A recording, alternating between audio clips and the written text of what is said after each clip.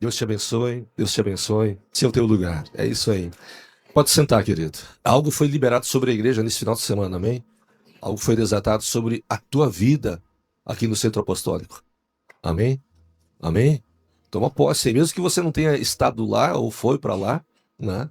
Mas creia que algo foi liberado sobre a igreja, sobre as nossas vidas. Se veio sobre a vida do apóstolo, os demais pastores e líderes que estavam lá, com certeza vai respingar sobre você também. Amém? Foi um final de semana muito bom. Extraordinário.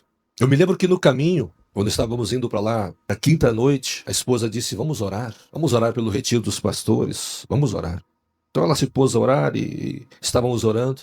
E eu fiquei naquela expectativa, quando é que as nossas orações, que nós oramos durante, é claro, o período antes do fato, do momento, do retiro dos pastores, a gente fica com aquela expectativa, porque a gente muitas vezes fica orando a Deus e pedindo algumas coisas e tu guarda, tu marca, tu lembra. Quem é que faz isso? Ora e fica numa expectativa de Deus responder. Alguém faz isso? 2, pelo menos, que bom. 3. Então a gente foi para lá e oramos e tínhamos uma expectativa de que Deus fizesse alguma coisa, especialmente em relação às orações que nós estávamos fazendo. Tínhamos feito e já era sábado de meio-dia, era sábado de tarde. Eu falo isso por mim, estava esperando, poxa, e quando é que vai acontecer? Quando o Espírito Santo vai fazer? É óbvio que houve muita liberação de palavras, ensino, alinhamento. A ideia não é falar sobre o que aconteceu lá, as palavras em si, mas sim do que o Espírito Santo fez, e que foi algo assim surreal, de ensino, de ensinamento, de alinhamento. Mas o que o Espírito Santo fez no final lá foi algo sobrenatural. Os líderes sendo ministrados, os pastores sendo renovados, sendo cheios do Espírito Santo, voltando, queimando, encorajados com palavras proféticas. Sabe, meu irmão, quando nós viemos para o culto, nós temos que ter essa expectativa de que quando viemos para o culto, eu vou no culto hoje, e eu quero que Deus me surpreenda. Quero que Deus fale comigo. Quero que Deus me ministre. Quero que Deus me liberte de algo. Eu quero que Deus abra os meus olhos. Eu quero que Deus traga um entendimento para mim. Eu quero que Deus fale com meu marido, com a minha esposa. Que Deus me dê uma palavra. Essa deve ser a nossa expectativa quando estamos aqui ou quando estamos em lugares onde o povo de Deus se reúne para buscá-lo. E quando eu estava pensando no que falar hoje, porque quando o nosso apóstolo prega no culto anterior, ele sempre traz uma palavra, ele traz algo rebuscado, muito interessante para nós. Então, quem vem depois para ministrar sempre é um desafio. Depois da pregação do apóstolo do domingo passado, trazer uma mensagem é um desafio para nós. Mas então que o Espírito Santo me use e te abençoe nesta noite. Então, eu estava meditando sobre o que compartilhar com vocês. E eu tive uma experiência lá no retiro, e usando isso como pano de fundo, como exemplo e inspiração para mim, e que isso então possa ser uma ferramenta também para você. Como foi essa experiência para mim? E claro, eu vou trazer isso, um ensino, um entendimento à luz da palavra de Deus, mas eu quero usar isso como pano de fundo, como alicerce, para trazer essa mensagem. E eu penso que nós, as pessoas, todos nós passamos por adversidades na vida. Crises, problemas, desafios, levante do inimigo, chame como você quiser, deserto, adversidade, crise financeira, crise de identidade, desânimos, até por vezes situações em enfermidade. Ninguém está livre dessas coisas. Mas quando elas acontecem, poxa, normalmente, geralmente nós desanimamos. Mas a ideia não é falar sobre desânimo, bem pelo contrário. Trazer uma palavra, caso você esteja precisando de algo assim, eu penso que sim, vai ser norteador e vai estar te ajudando nesses dias. O que aconteceu? Eu estava há algum tempo já, e eu já passei alguns desertos, como muitos líderes, como vocês também. Já passamos por muitos desertos. Eu nunca me esqueço de que um dia estava em Posto das Antas trabalhando, e alguém que está sentado aqui, essa pessoa me viu lá, e quando ela me viu o meu semblante, ficou perplexa, porque viu ali um sujeito, um indivíduo, um pastor, com aquele semblante. E passados alguns dias, ela falou isso para mim, essa mulher. Quando eu te vi, eu fiquei perplexa. O que será que está acontecendo com ele? O que está acontecendo com o pastor? Por causa do meu semblante caído, triste, magro, jejum. Posto das Antas foram todos os anos que eu trabalhei lá. Um ano eu fazia jejum durante o dia quando eu trabalhava lá. Quando eu estava de serviço, lá num ano eu jejuava quando eu estava de serviço naquele dia. De noite eu jantava, passava as 12 horas trabalhando lá, jejuando, só jantava à noite. Durante o ano todo. Durante o dia jejuando. O outro ano eu revezava, eu jejuava de noite, almoçava de tarde, descansava, dormia para trabalhar de madrugada, para poder ficar acordado de noite. Então eu almoçava, lanchava 2, 3 horas da tarde, ia dormir, jejum todo até o dia de manhã às 8 horas. Durante anos, foi sempre assim. 75, 74, 73 quilos era meu peso. Às vezes precisava colocar umas bolinhas de gude no bolso para não ser levado pelo vento. Porque a guerra espiritual lá é forte, é tensa. Primeira vez que a esposa, a pastora Rosa, foi para Poço das Antas, ela disse, meu Deus, que cidade pesada. Ela disse, eu sinto como se fosse o peso de um carro sobre a minha cabeça, de tanta opressão que tem nessa cidade. Bom, quem é de Poço sabe do que eu estou falando. Mas então aquela mulher, ao me ver, disse, nossa, o que é que está acontecendo com ele? Mas naquele período eu não consegui reagir. Eu não tinha forças, porque eu estava passando por um período difícil. Eu não tinha forças, eu não conseguia reagir. Estava em depressão. A única coisa que eu fazia era ir para frente do espelho e gritar comigo mesmo, reage, reage. Foi um período bem desafiador. Voltando a Eldorado do Sul, sábado de manhã, eu estava orando. E a oração, sabe aquela oração assim, xoxa? Quem conhece as nossas vigílias, as nossas orações, sempre foram orações fortes, de guerra. Oração de guerra espiritual. E por algum tempo a minha oração ela estava assim, xoxa, fraca, debilitada. Mas eu tinha orado a Deus, Deus, que os pastores que estão lá eles sejam renovados. Derrama do teu espírito sobre a vida deles. A oração era pelos outros. Sábado de manhã, 5 horas da manhã, não consegui mais dormir, tive que subir para a torre de oração. O irmão Marcelo subiu, o Charles subiu. E teve um determinado momento que a oração mudou. A oração de guerra começou a acontecer de novo. A oração de guerra, de dizer, eu não quero mais isso, eu não suporto mais isso, eu não admito mais isso, eu não quero mais isso que me ronda, que me cerca, eu não quero mais esse sentimento, esse pensamento, essa letargia, eu não quero que isso mais me ronde, me cerque, me corroa. Eu comecei a reagir. E a oração rompeu. Não só rompeu, como algo dentro de mim rompeu. Algo foi quebrado. Glória a Deus por isso. Vamos dar uma salva de palmas ao Senhor Jesus. Talvez a minha esposa diga, é verdade, ele tem passado, tenho visto, ou talvez os irmãos tenham visto isso. Mas eu creio que tem homens e mulheres aqui que têm orado por nós, e eu creio que a tua oração foi ouvida e Deus me agraciou. Amém. Eu agradeço muito a oração de vocês. E algo foi rompido, algo se rompeu. E as ministrações que o apóstolo fez lá, que os pastores fizeram lá, eu disse, eu precisava disso. E foi um final de semana muito bom. Com isto, eu gostaria de trazer uma mensagem, não dei título à mensagem, mas eu quero começar com o que está descrito em João capítulo 10, versículo 10. Quando o Senhor Jesus diz, o ladrão vem apenas para furtar. João 10, 10. Há traduções que dizem que o ladrão vem senão para roubar, matar e destruir. Tanto é verdade que ele vem e furta, mata e destrói. Mas o Senhor Jesus diz, eu vim para que tenham vida e a tenham plenamente. Digam, vida plena. Vida abundante. Amém. Veja que há uma promessa que vem da parte de nosso Senhor, promessa dele, para que vivamos uma vida plena. O foco dessa mensagem é esta, Jesus veio para que tenhamos uma vida plena. Nas Escrituras, o Senhor Jesus, ele é mencionado, é falado, é dado referência para ele, não somente como Senhor, como Jesus Cristo, como Messias, mas é dado para ele nomes e de suas grandezas. O nome dele e de suas grandezas, as suas referências. São várias as menções a respeito da pessoa de nosso Senhor e sempre trazendo revelação de algo sobre a vida dele. Revelação da sua pessoa e das grandezas que estão nele. E essas grandezas dele podem e deveriam gerar nas nossas vidas outras grandezas. Amém? Amém. Grandezas dele que podem e deveriam gerar delas as grandezas dele em nós também. O intuito dessa mensagem é esta. Se ele disse que veio para produzir, para nos levar a experimentarmos uma vida plena, uma vida abundante, é uma promessa.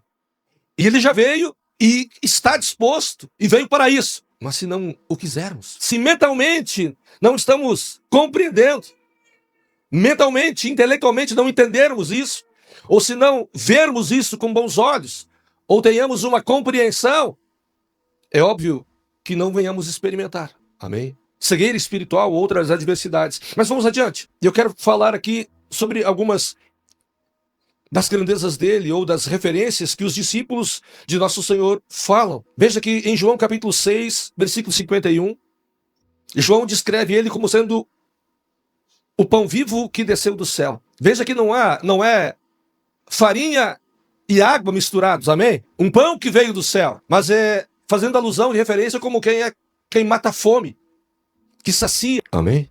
João 11:25 diz, o próprio Senhor Jesus diz, eu sou a ressurreição e a vida. Eu sou a ressurreição e a vida, aquele que em mim crer, ainda que morra, viverá. Eu sou o que faz ressurgir, ressuscitar, trazer vida.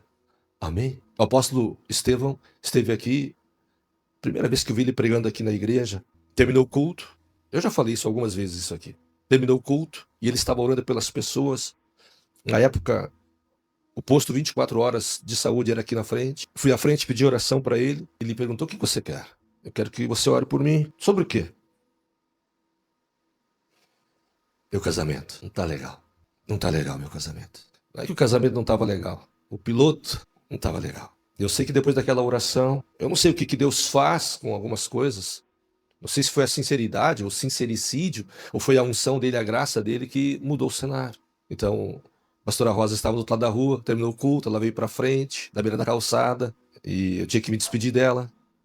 Contrariado, atravessei a rua, parei na frente dela, olhei nos olhos e dei um abraço nela.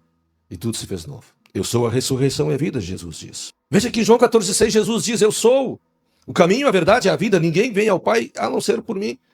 Então, que eu estou falando a respeito de algumas grandezas de nosso Senhor. Apocalipse 5:5 diz que Jesus é o leão da tribo de Judá, o leão de Judá, a raiz de Davi. A ideia não é falar e abrir, descortinar quando diz aqui, por exemplo, a raiz de Davi. Apocalipse 22:16 diz que Jesus é a raiz e a geração de Davi, que ele é a brilhante e resplandecente estrela da manhã. Apocalipse 22:16. Eu sou a raiz e a geração de Davi, a brilhante estrela da manhã.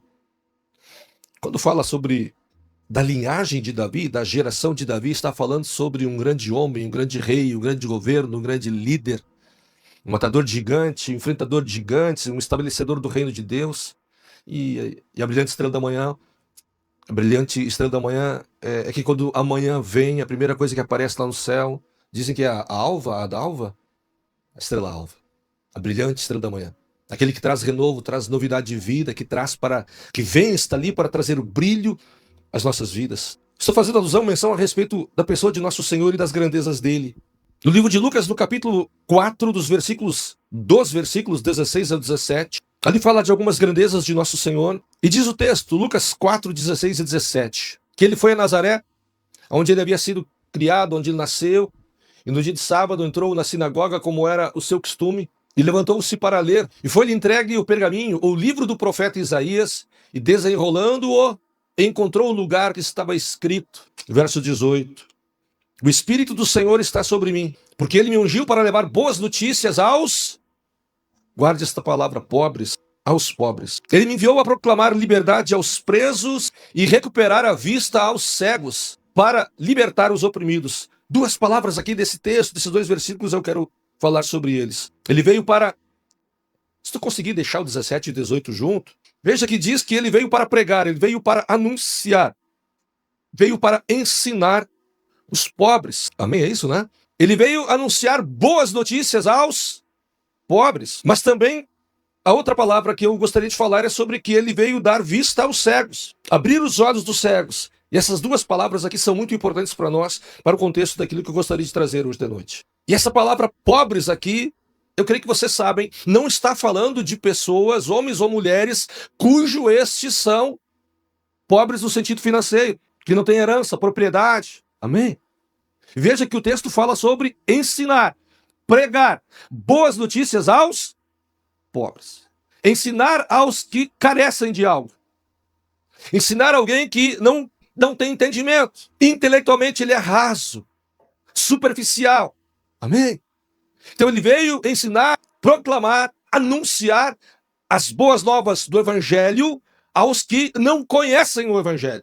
Pobres no sentido de não possuir sabedoria, de não possuir entendimento sobre o reino de Deus, desprovidos de virtudes cristãs, desprovidos de aprendizagem, desprovidos de uma cultura intelectual, pobres e rasos do entendimento a respeito do reino de Deus. Como o reino de Deus é, como o reino de Deus funciona, o que é que o Rei dos Reis veio fazer na terra. Então ele veio anunciar isto aos que pobres. E a outra frase, o outro texto, a outra palavra é aos cegos. Nós entendemos que não é somente uma cegueira.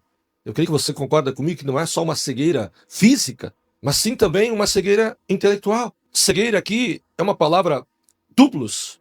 Não é somente uma condição física, mas também é como uma cegueira espiritual. É uma metáfora como uma falta de compreensão ou uma falta de visão sobre algo na vida. A pessoa, ela é cega acerca de algumas coisas sobre a vida. Daquele indivíduo, aquela pessoa, que quando passa um tempo ele diz, bah, agora caiu a ficha. Puxa, como é que eu não vi isso antes? Amém? Aquele indivíduo que diz, poxa, eu fui tantos anos esse homem, essa mulher, como é que eu não percebi isso antes? Como é que eu não vi isso antes? É o tal indivíduo aquele, estão casados há 50 anos e teve um dia que ela pegou a chimia. Você já ouviu isso, né? Pegou o pão, passou a chimia por baixo e a manteiga por cima. E ele ficou extremamente maravilhado com aquilo. Nossa! Há 40 anos comendo do mesmo pão, a mesma chimia, a mesma manteiga. Mas aquele dia ela se enganou e passou a chimia por baixo. E ela disse, ai, vai dar pau. E ele ficou maravilhado, feliz. E ele disse, nossa, o melhor pão do mundo. Por quê? Eu esperei a vida toda que tu passasse a chimia primeiro. Por que tu não falou? Levou tanto tempo para perceber algo e não falou. Parece meio tosco, meio bobo.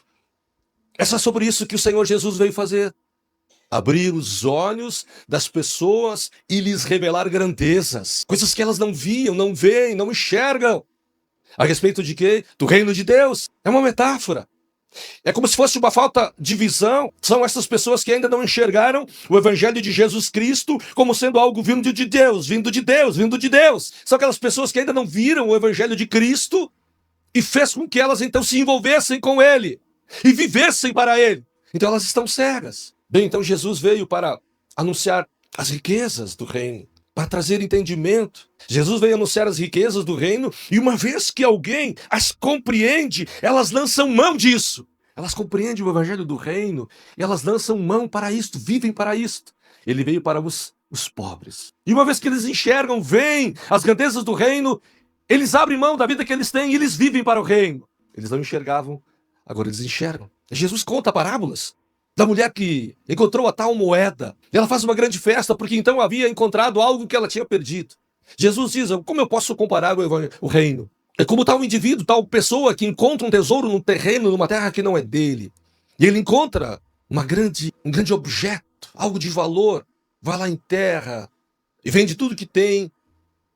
E vai lá e compra aquela terra, não por causa do objeto que ele encontrou, mas por causa da revelação que ele teve a respeito do reino. Então Jesus veio para proclamar liberdade aos presos e dar vista aos cegos, e anunciar as coisas nobres do reino aos pobres. Para os mentalmente cegos, aqueles que não entenderam o reino com a mente, e por isso não se envolvem com isto. Veja aqui, então, Jesus veio fazendo com que todas as pessoas, ricas ou pobres, cegas ou não, elas tenham acesso e possam ouvir boas notícias. De uma vez, então, que elas são enriquecidas com o evangelho, e elas enxergam o reino de Deus, elas vivem para isso. A ideia da mensagem é abrir os olhos. Amém? Ele veio para abrir os olhos e enriquecer os pobres. Há uma outra passagem onde, no livro de João, capítulo 10, como estávamos vendo aqui, nosso Senhor é apresentado como bom pastor. E quando ele é apresentado como bom pastor, nós entendemos que nós somos as ovelhas. É óbvio, somos pessoas, mas ele é apresentado como o bom pastor. Eu gostaria de ler o texto com vocês. João capítulo 10, dos versículos 1 ao 5. Depois João 10, 10, 10, 11 e 10, 14. João 10, de 1 a 5 diz assim: Eu lhes asseguro que aquele que não entra no aprisco das ovelhas pela porta, mas sobe por outro lugar, é ladrão e assaltante. Versículo 2. Aquele que entra pela porta é o pastor das ovelhas. O porteiro lhe abre a porta e as ovelhas ouvem a sua voz. Ele chama as suas ovelhas pelo nome e as leva para fora. Depois de conduzir para fora todas as suas ovelhas, vai adiante delas. Estas o seguem porque conhecem a sua voz. Quero fazer destaque aqui ao que o versículo 3 fala, colocar em evidência, que diz assim: ele chama as suas ovelhas. Diga, as suas ovelhas. Amém? É importante observar isso. No versículo 4 diz: depois de conduzir para fora todas as suas ovelhas, vai adiante delas, e estas o seguem porque conhecem a sua voz. Mas nunca seguirão um estranho. Na verdade, fugirão dele porque não reconhecem a voz de estranhos. E no versículo 10 e o versículo 11, como eu já li antes, diz: o ladrão vem, senão a roubar, matar e a destruir. E eu vim para que tenham vida e a tenham com abundância. Versículo 11 diz: eu sou o bom pastor dá a sua vida pelas ovelhas. Eu quero chamar a atenção a algo aqui no versículo 11. Talvez você nunca tenha se dado conta disso e eu me dei conta disso hoje. Veja que ele diz: eu sou o bom pastor. E o bom pastor, fazendo menção a ele, diz que ele dá a sua vida pelas ovelhas. O que é que tem de extraordinário aí?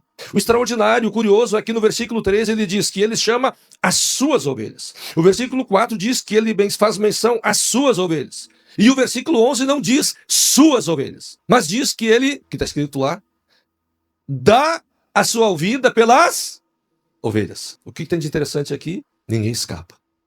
Ninguém está fora. Amém? Ele dá, e aí eu entro numa coisa interessante. Ele dá a sua vida. Ele dá o que ele tem, que é a sua vida. Isso lhe pertence. E ele dá a sua vida ao que não lhe pertence ainda. Porque ele tem ovelhas, as do seu aprisco, de outro aprisco, como veremos no outro texto, mas ele dá a vida pelas ovelhas. Não sei se você já viu isso desse jeito. Então ele pôde, e ele dá, e ele fez, ele deu a sua vida por aquilo que ainda não era dele, que ainda seria. Dá a sua vida por aquilo que ainda estes que seriam as suas ovelhas o conhecessem, ficassem ricas, não deixassem de ser cegas, conhecessem o reino, vivessem para o reino, e uma vez vivendo para o reino, seriam salvas, encontrariam a ressurreição e a vida, não temeriam a morte, mesmo que morressem. Eu sou a ressurreição e a vida, quem crer em mim, mesmo que morra, viverá. Quem conhece Cristo e é sua ovelha, não tem medo da morte. Alguns dizem: Jesus, quando é que tu vai voltar, Jesus? Algum de vocês já disse isso? Quando é que Jesus vai voltar? Mas aqueles que têm medo da morte, isso é um perigo. Amém? Eu sou o bom pastor, conheço as minhas ovelhas e elas me conhecem, diz o versículo 14. João 10, 14. Eu sou o bom pastor, conheço as minhas ovelhas, elas me conhecem. Diga: Jesus é o bom pastor e dá sua vida pelas ovelhas. Meu Deus. Veja que quando uma ovelha não tem o pastoreio de Cristo, que quando uma pessoa não é ovelha de Cristo, ela não tem o pastoreio de Cristo, e quando ocorre um levante do inferno, ou uma situação bem difícil na sua vida, é muito provável que ela vai perecer, vai sofrer. Surge uma adversidade, é muito provável que ela vai sofrer, ela vai perecer.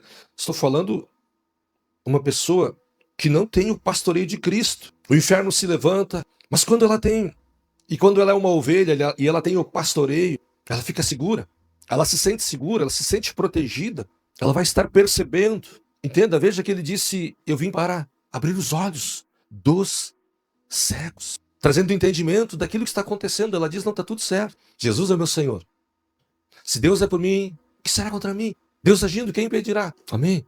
Veja que ela estará segura, estará protegida, ela estará vendo, ela estará percebendo, ela até pode ver o que está acontecendo. Uma das coisas mais curiosas da vida de uma ovelha que tem o pastoreio de Cristo, mesmo que ela se sinta cercada, como 1 Pedro descreve, por lobos, situações difíceis, crises, escassez, se sente cercada. Uma das coisas mais extraordinárias é resistir o mal. Mas se ela não tem o pastoreio de Cristo, ela não consegue resistir. Ela sucumbe, ela hesita, não consegue confiar, não tem confiança. Se ela tem o pastoreio de Cristo, ela resiste o mal, ela permanece na fé. Ela não vai abrir mão das palavras e das promessas do seu Cristo, do seu pastor. Veja então, o Senhor Jesus veio ensinar notícias aos pobres, ensinar-lhes o que vai lhes garantir proteção, vai lhes abrir os olhos, vai lhes trazer entendimento do que fazer. As suas ovelhas, ele diz, vão ouvir a sua voz. Veja o que diz em 1 Pedro, em concordância com isso que eu estou falando. 1 Pedro 5, de 8 a 9. 1 Pedro 5, de 8 a 9. 1 Pedro 5, de 8 a 9. Pedro diz assim: sejam sóbrios, vigiem, estejam alertas. O diabo, o inimigo de vocês, anda ao redor como um leão, rugindo, procurando a quem possa devorar. E aqui tem um porém. Como é que alguém vai perceber, ver, entender quando o leão ou o diabo está lhe cercando? rugindo. Ô, pastor, eu sei quando o leão ruge. Amém? Sabe? Sim. É claro que está falando sobre um perigo não percebido. É claro que o Senhor Jesus, aqui, ou através da vida de Pedro, está falando sobre circunstâncias e perigos que não se percebe. De um barulho, de um buraco, de um precipício, de uma queda iminente. Vigiem, estejam sóbrios. Vigiem, porque o inimigo de vocês, a exemplo de algo que ruge, procurando alguém que possa tragar. E veja o que a palavra dele nos orienta a fazer. O que está escrito? Resistam, resistam, resistam com a fé. Exerce a fé. Exerce a tua confiança nele.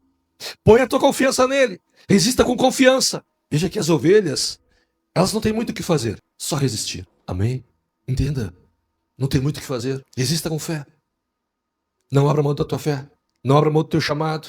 Não abra mão de alianças, de pactos, de fidelidade. Não abra mão das promessas de Deus. Resistam-lhe permanecendo firmes na fé, sabendo que os irmãos que nós temos em todo o mundo, estes passam pelas mesmas coisas. Então o mundo está assim de pessoas que passam pelas mesmas coisas. Adversidades, rugir do leão, sofrimentos, perseguições, adversidades. Sabe qual é a minha leitura, a nossa leitura a respeito de resistir com fé, permanecer na fé? Eu tenho uma leitura comigo e quando nós sentamos para conversar com líderes, discípulos que estão passando por crises e problemas, a minha visão é essa. A minha forma de ver um problema na vida de alguém é que ali, quando alguém está passando por um problema, por uma adversidade, eu não estou dizendo que são todas as coisas, mas eu penso que é um momento de crescimento.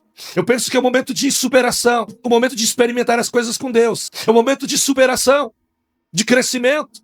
Se as muitas crises e problemas que nós enfrentamos fossem vistas desse jeito. Então, se lá atrás eu tivesse dito, meu casamento não tem jeito. Basta. Fiz o que pude. Quantos não são os líderes que dizem, pastor, células, pastor, o meu chamado não é este. Meu Deus do céu. Recebemos um bastão no retiro de líderes do final de semana. E alguém nos disse, pegue esse bastão e passe para alguém.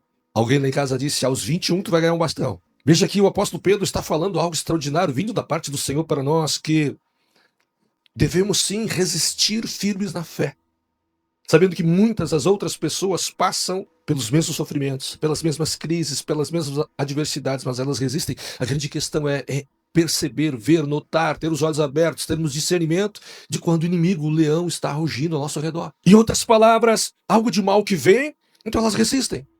Uma adversidade vem e elas resistem. Algo de não saudável vem e elas resistem. Amém? Amém? Quero ir agora para um outro tipo de linha de pensamento dentro desse contexto. A gente sabe que no mundo há vários tipos de pessoas. Diga, há pessoas. Existem pessoas. Diga, existem pessoas. Notem a palavra, existem pessoas. Primeiro existem, depois pessoas. Há pessoas boas. Fica legal assim essa concordância, né? O português da língua portuguesa. Há pessoas boas. Há pessoas altas. Existem pessoas magras, amém? Há pessoas com bastante cabelo e com pouco cabelo. Há pessoas nobres e cada uma destas pessoas tem as suas particularidades. Há pessoas tímidas, há pessoas extrovertidas, há pessoas sensíveis, há pessoas que se importam, há pessoas que gostam de trabalhar, há pessoas que são honestas, há pessoas carentes, há pessoas boas, há pessoas extrovertidas. Então existem pessoas, amém? Existem as pessoas. O que existe primeiro é a pessoa. Na própria frase, o que diz e que vale, o que aponta em primeiro lugar é que ela é. É o ser, é o indivíduo, isso é importante. Isso que eu gostaria de fazer menção. Veja que se tirarmos a palavra pessoas, vai ficar um pouco estranho. A gente poderia dizer há justos, há corretos, há tímidos, há medrosos, há perfeccionistas, há corredores, há felizes, há baixinhos, há magros. Mas se nós colocarmos há pessoas, fica mais claro. Fica melhor assim? Por que eu falo desse jeito, desta forma? Porque para Deus há pessoas. Para o nosso Senhor há pessoas. E eu penso que para Deus não há pessoas baixas. Não há para Deus pessoas magras. Amém? Para Deus há pessoas. A visão de Deus para conosco é que nós somos o que somos. Pessoas. Para Deus há pessoas. Para o nosso Deus existem pessoas. E o primeiro e o mais importante para Deus é aquilo que somos. Pessoas. Diga, somos pessoas. Existem muitos tipos de pessoas com as suas particularidades. Como eu falei, pessoas baixas, pessoas magras, pessoas gordas. Para nós, também existem pessoas. Lembra que eu disse, o Senhor Jesus veio ensinar os pobres para enriquecê-los. E o Senhor Jesus veio para abrir os olhos dos que não entendem. Veja que quando eu falo agora sobre pessoas, que há pessoa, nós, na nossa grande maioria das vezes, quando olhamos o que tem depois da pessoa, vamos tratá-la assim, de novo. Quando nós não somente olharmos pessoas e olharmos para aquilo que vem depois da pessoa, trataremos elas assim. Se elas são boas, pessoas boas, as tratamos bem. Amém ou não amém? Se são pessoas queridas, as tratamos assim. Se são pessoas não tão queridas, nós tratamos as pessoas conforme o que vemos delas. Veja que em Romanos 2, o apóstolo Paulo diz que Deus não faz acepção de pessoas. Vamos fazer uma experiência. Eu trouxe algumas fotos para nós fazermos algumas leituras. Projeta lá, filhão. O que nós vemos aqui? Aqui tem uma outra pessoa que está conversando com alguém. Nós poderíamos tirar várias interpretações daqui. Poderíamos dizer que é um consultório. Sim? E ela recebeu uma informação de alguém. E o que ela ouviu fez com que ela comprimisse a sua mão e gerasse nela. Como nós vemos esta pessoa, como nós analisamos o que estamos vendo? Como você vê isso? Como você vê essa cena, esse cenário? Pode ser visto também como ela, sendo uma pessoa mais experiente, falando com esta pessoa, lhe sugerindo algo, mas desconfortável para falar ou para encorajar sobre o assunto. Mas não parece bem isso. O que nos parece, salta aos nossos olhos de que ela está num lugar conversando com alguém e o que esta pessoa trouxe para ela lhe gerou um certo desconforto. Talvez ela esteja lhe anunciando, você está doente, você está precisando de cura, de um tratamento psicológico, você vai ter que tomar remédios. E ela está ali dizendo, eu sabia. Amém? Você consegue fazer essa leitura comigo? Veja como temos pontos de vista diferentes. Mas a ideia, quando eu fui procurar pessoas ansiosas e preocupadas, eu achei essa foto. E ela recebeu uma notícia e gerou um desconforto para ela. Vamos a uma outra foto. O que você vê aqui? Uma morena bonita. Pode ser. O que você está vendo? Faça uma leitura. Uma pessoa olhando para frente, séria, concentrada, determinada. Vai ser assim, assim e assim. Acerca de quê? O que mais nós podemos ver ali? Veja que na foto anterior é uma pessoa experiente, vivida. Talvez ela poderia ter dito, você não precisava ter me tratado assim. Você não precisava ter sido indelicada. Não precisava ter me ofendido. Ficou tão feio para ti isso. A foto anterior. O que vemos agora? Poderíamos ter várias leituras. Uma pessoa resolvida. Alguém que está fazendo projeto. Tomando decisões. Se posicionando lá dentro com relação a comportamentos. Posturas. Veja, estamos falando sobre o que vemos. Uma outra foto. A última.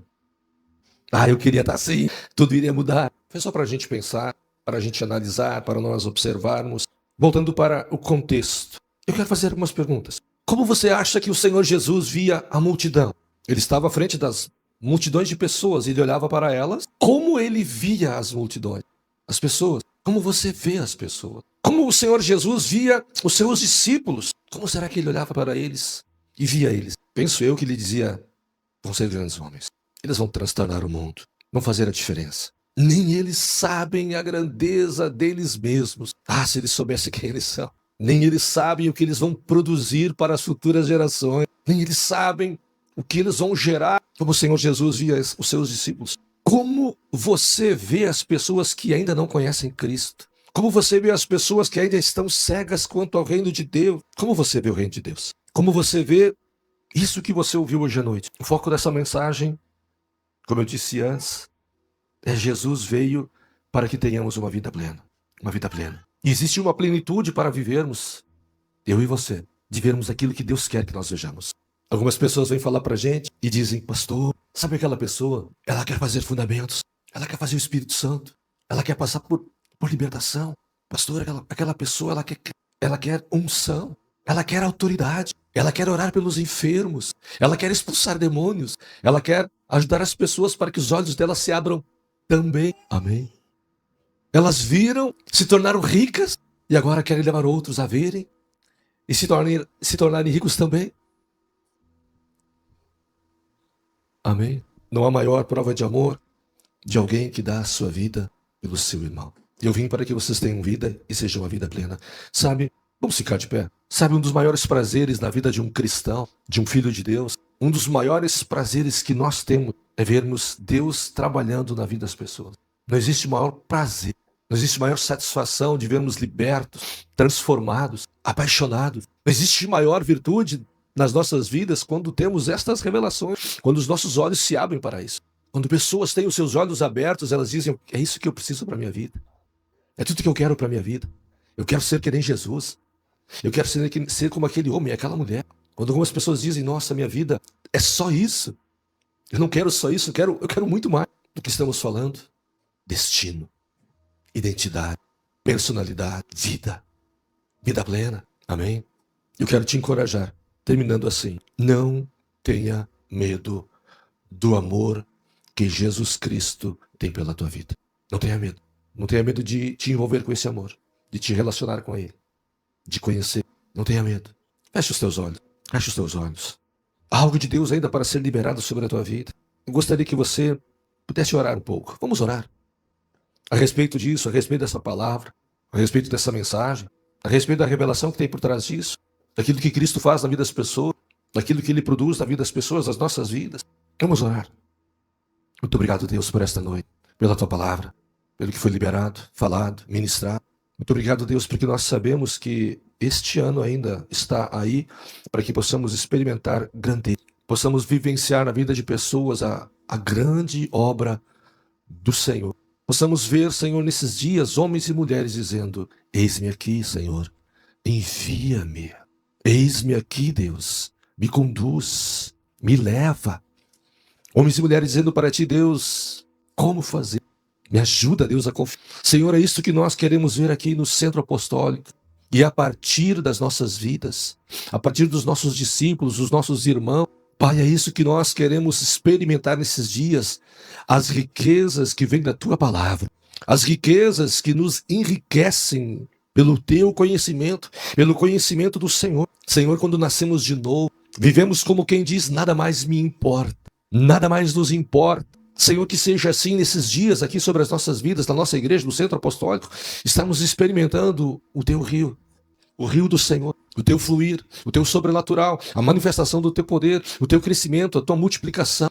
Não somente isto, Senhor, mas homens e mulheres, empreendedor, meu Senhor, possam estar dizendo, os meus olhos se abriram, comecei a ver a vida diferente, comecei a ver o reino de Deus e eu estou vivendo para o reino aonde eu vou morar. É isto, Senhor, que nós queremos. É isto, Pai, que foi intencionalmente gerado e anunciado pelo Senhor Jesus quando vieste dar vista aos cegos, para que estes uma vez, Senhor, tenham os olhos abertos e vejam a grandeza do reino e se tornem ricos, ricos no conhecimento, na percepção, no entendimento do Senhor.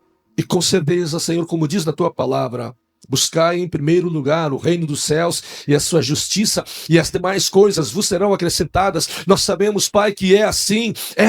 Este é o protocolo. Este, Senhor, é o modus operandi. Buscai em primeiro lugar o reino dos céus e a sua justiça, pois as demais coisas nos serão acrescentadas. Aquilo que nos faltar virá enquanto andarmos segundo o teu protocolo, segundo a tua visão, o teu ensino, a tua verdade, a tua riqueza, o teu conhecimento. Então, Senhor, hoje é uma noite para que olhos sejam abertos.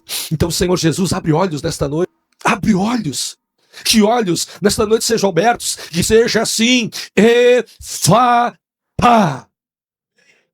Efata. Abram-se olhos. Aleluia. Pobres sejam enriquecidos. Pobres sejam ricamente abençoados. Porque entendemos que devemos procurar o conhecimento e a sabedoria do Senhor. Pai, que seja assim, para que então vivamos e experimentamos algo novo. Pai, que seja assim nesta noite, em nome de Jesus Cristo. Homens e mulheres declarando, eu vivi algo novo, eu estou vivendo algo novo, eu estou experimentando algo novo. A minha vida e na minha vida, eu estou experimentando coisas novas. Meu Senhor,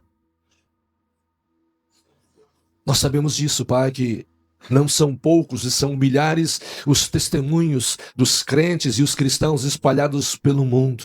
Têm sido homens fiéis a ti, comprometidos com o reino, com a sua família, com a sua igreja, com a sua casa, com a visão da sua igreja, e têm sido pessoas extremamente abençoadas, e têm sido referência e luz para outros.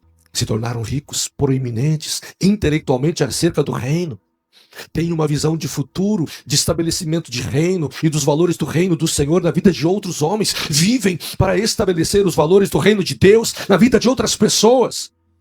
Têm em suas... Deixaram de lado a cegueira, o individualismo, o egoísmo e começam a viver não para aquilo que está depois das pessoas, e sim para o que elas representam. Minha esposa, meu marido, minha esposa, meu marido, meu irmão, meu patrão, meu pastor, meu líder, meu discípulo, meu filho, meus filhos, minha igreja. Senhor, esta é uma revelação, porque o Senhor nos chama de meu filho, amado, amado.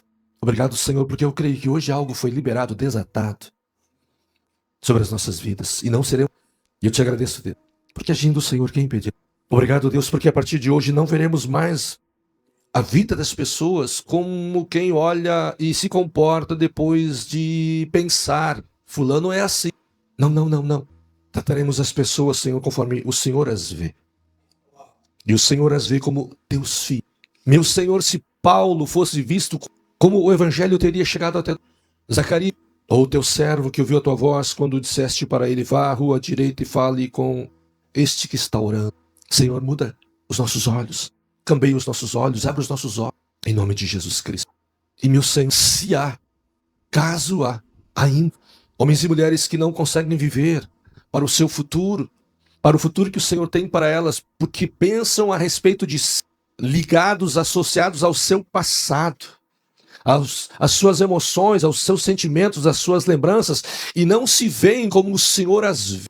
Então, meu Senhor, que hoje haja uma mudança, hoje haja um renovo, hoje haja metanoia, mudança de disposição mental quanto a si mesmo, sabendo que este tem um nome. Receber um nome não é um mau elemento. O elemento é o nome da pessoa. Talvez muitos, Senhor, que nos escutam em casa, vão nos escutar, caso seja filmado, estão em casa vivendo o seu passado no presente, porque não conseguem se desassociar do seu passado, porque consideram dentro de si seus comportamentos e não se enxergam como o homem que é, a mulher que é, mas vivem segundo suas lembranças. E ainda não tiveram a revelação do Senhor em suas vidas para viverem uma vida abundante, pois o Senhor prometeu que veio para que tenhamos uma vida plena. Então que sejam quebrados hoje, agora, paradigmas, sofismas, mentiras em suas mentes, porque, Senhor, os empreendedores que estão presos e cativos, que estão aqui, estão ouvindo, precisam desta palavra para viverem uma vida de empreendedor, que tenham a sua empresa, os seus negócios, porque o Senhor os fez para serem empreendedores, para serem bons pais, bons maridos, bons líderes, boas esposas. Sim, meu Senhor, muitos perecem porque lhes falta entendimento. Não conseguiram ser bons pais e não estão conseguindo ser bons avós. E este é um momento, Senhor, de rompimento, de mudança, de terem os seus olhos abertos para viver algo novo. Meu Senhor, que seja assim hoje e agora, em nome de Jesus Cristo, pois esta, Senhor, é uma das tuas promessas, para que tenham vida plena e vida abundante. Então que nesta noite olhos sejam abertos, que olhos se abram, o intelectual seja aguçado, e possam reagir, orar, serem intensos, serem fervorosos, resistirem pela fé, resistirem o mal, aquilo que é negativo, o pessimismo, a incredulidade, ou até mesmo a adversidade, e olhar para os desafios como algo que vai lhes projetar, vai lhes fortalecer ainda, vai lhes levar ao crescimento, à multiplicação, à superação, em nome de Jesus Cristo. Porque o Senhor não nos vê como nós nos vemos, mas o Senhor nos vê como muito mais do que vencedores, muito mais do que vencedores. O Senhor nos vê como quem? O Senhor diz, através da vida de Paulo, tudo podemos naquele que nos fortalece, que em Cristo Jesus somos mais do que vencedores, que o Deus da paz, debaixo dos nossos pés, esmagará Satanás. Obrigado, Senhor, porque são infinitas as tuas promessas a respeito das tuas ovelhas, que ouvem a tua voz e seguem a tua palavra, que ouvem a tua palavra, dão crédito à tua palavra. Muito obrigado, Deus, porque a tua palavra é viva e eficaz. Obrigado, Pai, por este culto, esta palavra, em nome de Jesus Cristo. Que a bênção do Senhor esteja sobre cada um de vocês, sobre cada um de nós nesta semana, e que você seja livre do mal, não caia em tentação, você seja abençoado, tudo lhe vá bem. Que você comece hoje ou amanhã, segunda, terça, com êxito, com expectativa, sabendo que o Senhor é contigo e não contra ti.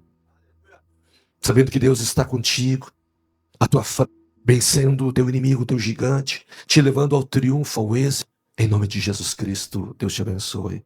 Deus te abençoe, Deus te abençoe. Amém? Amém e amém.